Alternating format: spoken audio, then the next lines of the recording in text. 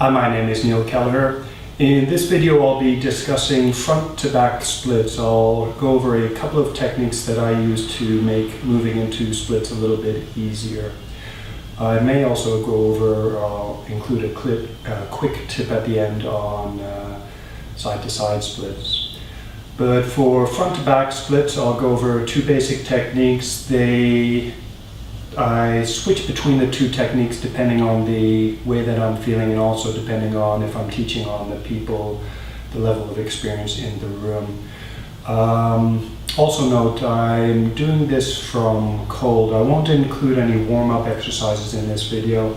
I'm going to explain how I work towards going into splits without doing much of a warm-up. And I'm not suggesting that you just jump into splits, but do it mindfully. And hopefully I'll show you how I'll give you information on how to move into splits mindfully or work towards it even without doing a warm-up. And the actual warm-up is actually in the way that you move into front to back splits. Generally for people, when I'm teaching some of my students who have been with me for a while and they have a bit more experience and they know what they're doing, one of the first ways that we move into splits is maybe using blocks. Yoga blocks are very handy if you have them. But the idea is to have one leg forward, the other leg back, and to bend the front knee. And notice from my back leg, my back knee is pointing straight down rather than being turned out to the side. I generally have the top of my back foot flat on the floor. Some people like to have the toes tucked under. Do whichever you like, or do both options so that you can work towards both options easily. But anyway, you can start off hands on the block. Notice I'm not just sagging down. I'm pressing my hands down a little bit, creating some lift in my upper body. I'm actually trying to make my spine long by lifting my back ribs in particular. If you can't lift your back ribs, lift your front ribs. Move your ribs away from your pelvis so that your waist feels long. If you're focusing on your back ribs, move your back ribs away from your pelvis so the back of your waist is long. You can also do the same with your neck. Move your ears away from your rib cage so the sides of your neck are both long. And then from here, you can sink down. You can focus on your front leg first. Again, notice I have my front knee bent, and what I'm doing initially, I'm using my arm, I could use both arms to support the weight of my body, and then I'm gradually letting my body sink down. So I'm gradually letting my hips sink down while continuing to keep my waist and my neck long. And then what you could do from here, you can hold this for a few moments, just focusing on lengthening, keep your back knee pointing down. And what you may have to do, especially if you're not used to doing that, is come out of it after a few breaths, say half a minute to a minute, rest for a moment in kneeling, and then do the other side. Or you can repeat the same side. Start with the knee bent, back knee square, pointing down, hips square to the front, spine long, and let yourself sink down. And one idea that I like to work on when doing this is on the front leg to focus on widening the sit bone, pulling the sit bone outwards, at the same time pulling the front of the hip crest inwards.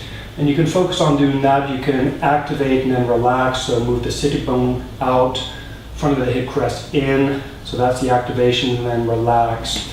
And while you're doing that action, you can gently push the front foot forward, so you gently or smoothly starting to straighten the front knee. So now I'm relaxed, spine long, sitting bone out, hip crest in, pressing the front foot forward. And you notice as I press my front foot forward, because I'm a little bit sweaty, my back knee is actually sliding back. It doesn't matter, front foot can move forward or your back knee can move back, and then relax. So you can try repeating that action a few times and then come out and rest when you need to. So again, I'm doing this from cold, so it's taking me a little bit longer to move into splits. Some days I find it easy, some days it's a little bit tough. Some days I don't like it, but be aware that find these actions, find a way of focusing on your body so that you have that to focus on rather than the fact is, damn, I really want splits, but I'm not there yet. Look for the way to move towards splits. Now then, for the back leg, so again, I'm going to have the front knee bent, back knee bent as well. And notice with yoga blocks, it's fairly easy to keep torso upright, and you can change the height. So as I go down, I'm going to lower them like so, and then eventually go onto fingertips. Whatever you use, make sure your foundation, your supports are stable so you don't slide and hurt yourself. Now for the back leg, I'm going to do the opposite. Let's try like that. I'm going to move the front of the hip crest out and the sitting bone inwards, and I'm going to keep my knee pointing down. So I'm going to activate and then relax. Sitting bone in, hip crest out, activate and relax. And what you may find helps is if you focus, you could also focus on the inside edge of the back thigh. Try to pull the inner edge of your back thigh upwards. And one exercise I like to practice that in is extended cat pose. You can point the knee down, and then to lift, bend your spine backwards. Focus on pulling up on your inner thigh. And if you focus on pulling up on your inner thigh, your back knee should point down naturally. So then in cat pose, again, tilt your pelvis forward, so pubic bone back, sacrum forward, arch your back, arch the back of your thoracic spine, and then focus on pulling up on your inner thigh to pull the leg higher. You could also lengthen the back of your neck. Memorize that feeling and then try to find the same feeling in splits. So here again, front knee bend, sinking the hips down but reaching the ribs and head up away from your, reaching your ribs up away from your pelvis and your head up away from your rib cage. You can try pulling up on your back leg, inner thigh, and then again, you can try drawing the sitting bone in, the front of the hip crest outwards. And then if you like, once you've practiced both legs separately, you could try focus on the front leg, sitting bone out, hip crest in, press the front foot forward, and then focus on the back leg, sitting bone inwards, hip crest outwards, inner thigh up, and gradually work at going deeper like that. Now, so at a certain point, you may find that you get your front knee straight. And I'm going to go onto my fingertips here. Notice I'm keeping my fingertips strong. Keeping my rib cage lifted. Once you get your knees straight, what you could focus on in a similar way that you're focused on pulling up on the back thigh, as you push your front foot forward, you could also try pulling up on your front leg to help the front leg go deeper. So simple action, pull up on the front leg, pull up on the back thigh, and then relax. I did that a bit suddenly. Pull up on the front thigh, pull up on the back leg, and then relax. And pull up on the front leg, pull up on the back leg, and then relax. And yeah, just do that again. Rib cage lifted, neck long, pull up on the front thigh, pull up on the back thigh, and then relax and touch down if you can. Now another action you can do, just as a note, when your pelvis actually gets down to the floor, you don't have to use your leg muscles to keep the pelvis lifted. And so what you may find is when you get your pelvis down to the floor, you can actually relax. But until you get to that point, what you could do, use some yoga blocks or a stack of books under your hips. So you can come to this position, lift both legs and then relax, and here you can actually relax, and as you get used to that, go a little bit deeper, and so on. Actually, I'll keep these. Now another way that you can go into splits is more of an active version of splits, and it's based on the idea that what's preventing you going into splits is that your muscles are scared or they're not used to supporting your body as you go deeper. And so what you could practice is both legs straight. So right now my arms are supporting my body weight, and then what I could do, I could press my front foot down, I can press my back foot down. So now my legs are bearing my weight and I can take my hands off the floor. And if that's scary, what I'd suggest is practice relaxing your arms slowly, then press them down again. Activate your legs, relax your arms slowly, see if you can lift up, then put your arms down again. Support yourself with your arms. Then press your legs down and see if you can lift your arms, hold for a few breaths, and then gradually put your arms down.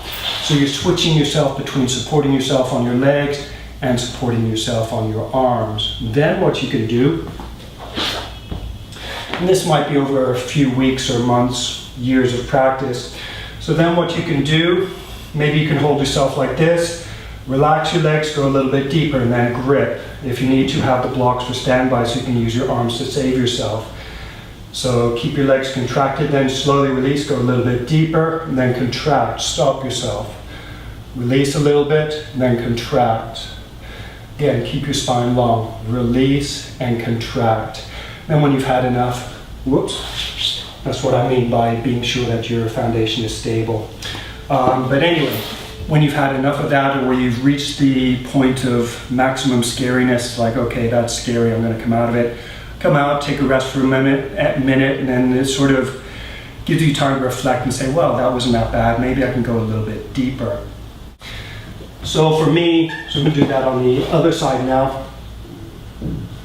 Again, you could have a block underneath you, make that the aiming point, or you can just have the blocks for safety. Again, contract, and then release, contract, and then release, contract, and then release. And what I find is, it's around about this point where I think, oh my God, this is too much, I'm going to break. But then as soon as I feel the back of my calf touching down, that means I'm a little bit closer. And then from that point onwards, it's a little bit easier just to relax that a little bit further to the point that my pelvis reaches the floor. So one more demo here. We'll see if this works or not. So I'll try this on this side, which is, I'm going through a process now where sometimes I find one leg's harder than the other, sometimes it's the other leg. You may find that or you may not. If you do have one leg that is traditionally harder, what I'd suggest is start with that leg, do the easier side, and then finish with the leg that is tougher. It's one possibility anyway. So anyway, squeeze, relax, squeeze, relax, nearly at my calf down, squeeze, and then relax, calf down a little bit safer.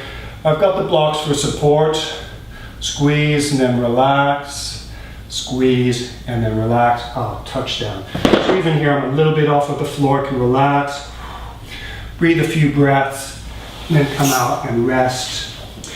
And I'd suggest the resting is very important, whatever, especially when you're doing deep stretches. Just gives you time to recover. You may find you either giggle or cry. I do a little bit of both. And I find it's the resting, you may get some endorphins or something that just feels good. You've gone to the edge and you've come back. And the resting is an important part of it to give you a sense of joy or perhaps just to reflect on what you've done, give yourself a pat on the back. And if you rest in between, I think you'd be more likely to keep on doing the splits regularly, whether it's 3 times a week, 5 times a week, working it into your yoga practice regularly, or your stretching practice, so that you can gradually work towards getting your hips on the floor. Anyway, I think that's it for now. If you have any questions, please use the comment form. Also check out my website, sensationalyogaposes.com. Another resource you might be interested in is the hip control guide. Hopefully the links are probably on this side. Anyway, check them out. Namaste. Thank you very much.